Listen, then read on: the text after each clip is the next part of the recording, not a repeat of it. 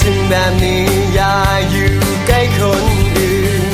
พอมันหึงเจ้าจงเข้าใจเธอได้บอกก็ขอเพียงเท่านี้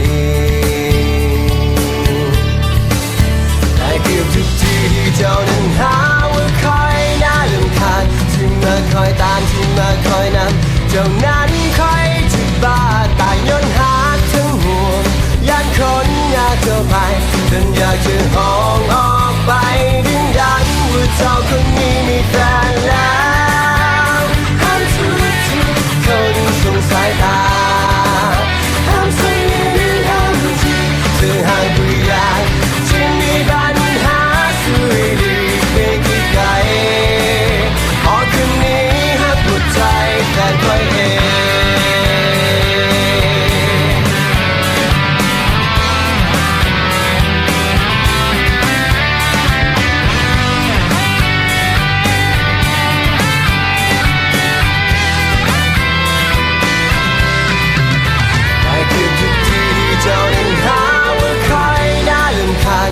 มาคอยตามที่มาคอยนำเจ้านั้นคอยที่บ้าตายย้อนหาทั้งห่วงยันคนอยากเจ้าไป